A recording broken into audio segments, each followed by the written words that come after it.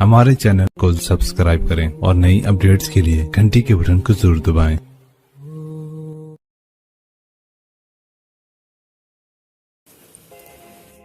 बिस्मिल्लाहिर्रहमानिर्रहीम। अस्सलामु अलैकुम वरहमतुल्लाहि वबरकातुहू। नाज़रीन इकराम, आप देख रहे हैं जमजम ग्राफी। गुजरात फाइल्स पसे पर्दा हक़ाइक़ का इंकिशाफ एक सिलसिला चल रहा है जिसके 2 बाब पूरे हो चुके हैं और आज तीसरा बाब शुरू किया जाएगा, यानी चैप्टर नंबर 3 शुरू किया जाएगा। आइए शुरू करते हैं। GL सिंघल। ग्रेस सिंघल के बड़े बेटे हार्दिक ने 2012 में खुदकुशी कर ली थी। उसके करीब के लोगों का कहना था कि इस वाक़ये ने उसके बाप को तोड़ कर रख दिया था। टेलीफोन पर हमारी गुफ्तगू के बाद सन 2010 की उस सुबह मेरी मुलाकात सिंघल से हुई। माइक भी मेरे साथ था, जिसे मैंने मौके की नज़ाकत के बारे में पहले ही अच्छी तरह समझा दिया था। सिंघल कोई आम आदमी नहीं था, वो गुजरात ATS का इंचार्ज था। उस वक्त SIT की तहकीकात की वजह से सिंघल की हरकत और सकनात, यानी उसकी हर नकल व हरकत पर बहुत करीब से नज़र रखी जा रही थी। वो लोगों से मिलने जुलने के मामले में खासा मोहतात रहता था, बहुत ज़्यादा उसमें एहतियात बरत रखी थी। उसकी गिरफ्तारी किसी भी वक्त हो सकती थी। SIT अपनी इंक्वायरी तेज कर रही थी। 2 निचले दर्जे के अफसर गिरफ्तार किए जा चुके थे और अगली बारी सिंघल की हो सकती थी। दीगर चीज़ों के अलावा जो इल्ज़ामात सिंघल और दीगर अफसरों पर लगाए गए थे, उनमें एक दहशतगर्दी के नाम पर एक मासूम लड़की के खिलाफ साजिश करके उसे मार डालना भी शामिल था। गुजरात में ऐसा होना कोई नई बात नहीं थी। फसादात के बाद दुश्मनी की एक आम फजा थी। अगरचे ताल्लुकात पहले भी कुछ खास दोस्ताना नहीं थे, लेकिन ये साफ था कि दोनों फिरकों के दरमियान ताल्लुकात बद से बदतर हो गए, यानी और भी बुरे हो गए थे। नरेंद्र मोदी को एक ऐसे हिंदू लीडर के तौर पर देखा जा रहा था जिसने गुजराती अस्मिता को बचाया था। गुजरात ट्रेन आतिशजनी और ठीक उसके बाद गुजरात में होने वाले कत्लेआम की वजह से दोनों फिरकों के लोगों को झुलसना पड़ा था। नौकरशाह और अफसर वो लोग थे जो मोर्द इल्ज़ाम ठहरे थे, लेकिन उनके खिलाफ कुछ भी साबित नहीं किया जा सका। इन बरसों में इंक्वायरी कमीशनों ने अरबाब इक़्तिदार के उनके अमल या बेअमली पर शदीद तरीन अल्फाज में मजम्मत की थी, यानी कंडेम किया था, लेकिन फिर भी चंद पियादों को छोड़कर बेशतर इक़्तिदार के मनासिब पर बदस्तूर फाइज रहे। यानी चंद लोग जो निचले दर्जे के थे उनको हटा दिया गया, बाकी सबको उनके कुर्सी पर उन्हें रहने दिया गया।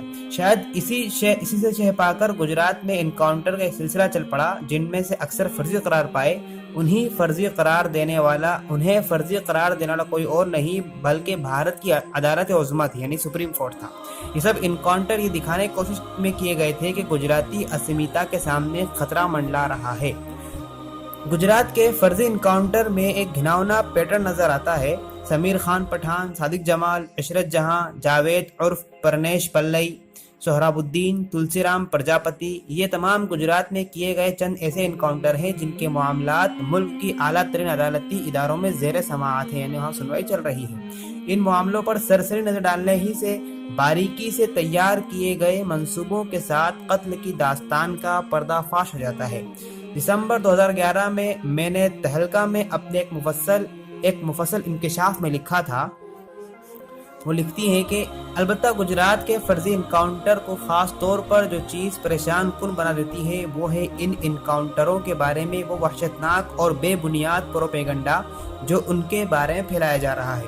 वो तमाम मकतूलीन जो इन फर्जी इनकाउंटरों में मारे गए उनको अवाम में लश्कर तैयबा का दहशतगर्द करार दिया गया, जिनका मकसद वजीर आला मोदी, नायब वजीर आजम LK अडवाणी और इश्तियाल अंगेज हिंदुत्व लीडर जैसे परवीन तोगड़िया और जयदीप पटेल को कत्ल करना है। सन 2002 के बाद फिरका वाराना खतूत पर मुनक़सिम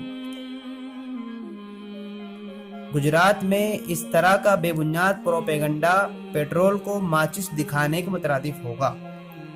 यानी गुजरात में फसादात के बाद जो फूट पड़ गई थी उसमें और इस तरीके से बातें करना ये पेट्रोल को माचिस दिखाने माने होगा। ये तो कोई नहीं कह सकता कि कोई भी मुस्लिम लड़का कतई तौर पर मुल्क में होने वाले दहशतगर्दाना धमाकों में मुलविस नहीं, लेकिन जुनूनी अंदाज में खतरात को गढ़ने और मामूली मुजरिमों को दहशतगर्द बावर कराने की इस कोशिश के पीछे पूरी मुस्लिम मिल्लत को वतन दुश्मन साबित करने की जहनियत कार फरमा है, ताकि मोदी की ہندو ہردے سمراٹ والی شبیہ کو تقویت مل سکے، یعنی ایک ایسا شخص جو ہندو دشمنوں کو سبق سکھانے کی اہلیت رکھتا ہے، اسے جہادی تنظیموں سے خطرہ درپیش ہے۔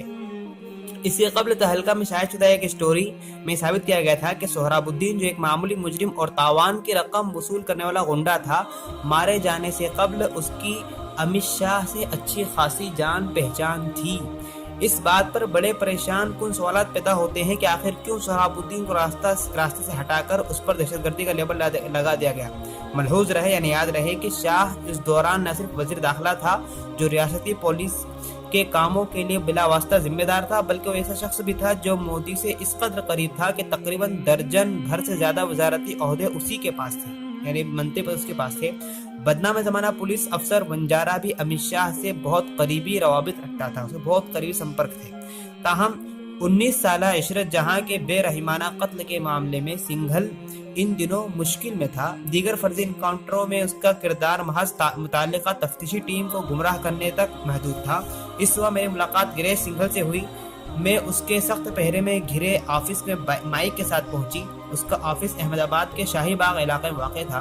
سنگھل کے گزشتہ کارناموں میں اکشردھام حملے کو کامیابی سے سنبھالنا شامل تھا، جس کے لیے اس کو ریاست کے بہادری ایوارڈ سے نوازا جا چکا تھا۔ جی ایل سنگھل کی عمر کے افسر کو اس طرح پذیرائی ملنا یعنی تعریفیں ملنا غیر معمولی تھا۔ تاہم اس کے محکمے کے اکثر لوگ اس کی تصدیق کرتے تھے۔ اے ٹی ایس آفس کے پاس موجود سیکورٹی گارڈ الجھن میں تھا۔ اسکرٹ پہننے والی ایک عورت گلوبند لگائے ایک غیر ملکی کے ساتھ، بھلا ان لوگوں کو اے ٹی ایس کے سربراہ سے کیا کام آ پڑا؟ بہرکیف اندر ایک نوٹ بھیج دیا گیا۔ چند منٹوں کے اندر ایک کانسٹیبل گارڈ کے پاس آیا اور گجراتی میں سرگوشی کرتے ہوئے ہمارے بارے میں بولا کہ ہم غیر ملکی فلم ساز ہیں جو صاحب سے ملنے کے لیے آئے ہیں۔ جب مائک کو اور مجھے اندر لے جایا جا رہا تھا تو گارڈ کے چہرے پر مرعوبیت کی جھلک صاف دیکھی جا سکتی تھی۔ مائک حسب معمول حشا بشاش تھا۔ اس طرح کے حالات میں 19 برس کا کوئی اور نوجوان ہوتا تو بدحواس ہو جاتا، لیکن اس پر تو کوئی اثر ہی نہیں تھا۔ البتہ مجھے اس کے بارے میں تھوڑی تشویش تھی، تھوڑی پریشانی تھی۔ میں سوچ رہی تھی کہ آیا حالات کی نزاکت اور ان سے جڑے خطرات کو پورے طور پر سمجھ پایا بھی تھا یا نہیں۔ لیکن میرا یہ خدشہ اس وقت دور ہو گیا جب ہم ویٹنگ روم میں داخل ہوئے۔ کانسٹیبلوں اور اعلیٰ افسروں کی ایک ٹیم سادہ لباس میں ہمارے ساتھ انتظار کے دوران موجود تھی، لیکن مضبوط اسپورٹ شوز انہیں ایک عام شہریوں سے ممتاز کرنے کے لیے کافی تھے، یعنی سویلین سے الگ کرنے کے لیے کافی تھے۔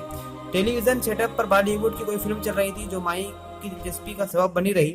یہ گووندا کی فلم تھی جسے دکھنے میں بعض افسر مشغول تھے جبکہ دیگر اپنے معمول کے کاموں میں مشغول تھے۔ ان میں سے ایک کچھ زیادہ متجسس تھا۔ وہ مائک کے بازو میں آ کر بیٹھ گیا اور بڑے ادب سے اس کو نمستے کیا۔ ٹوٹی پھوٹی انگریزی میں بات شروع ہوئی۔ بھارتی کھانوں سے لے کر بدیس ملک کے تفصیلات تک گفتگو کا سلسلہ جاری رہا۔ حالات پوری طرح اب مائک کے قابو میں تھے، نہ گھبراہٹ کے آثار تھے، نہ ضرورت سے زیادہ جوش کا اظہار۔ میتھلی تیاگی آپ کو صاحب بلاتے ہیں، اردلی نے آ کر بتایا۔ اس کے ساتھ ہی پہلا ایکٹ شروع ہو گیا۔ گریش سنگھل عمر کی چوتھی دہائی میں قدم رکھ چکا تھا۔ نرم خو، خوش پوشاک اور خوش خلق شخص تھا۔ ادھ جلی سگریٹ ہاتھ میں دبائے ہوئے اس نے ہمیں اندر آنے کا اشارہ کیا۔ اپنے لیپ ٹاپ پر وہ ایک ویڈیو دیکھ رہا تھا۔ اوشو کی چند کتابیں اس کی میز پر پڑی تھیں۔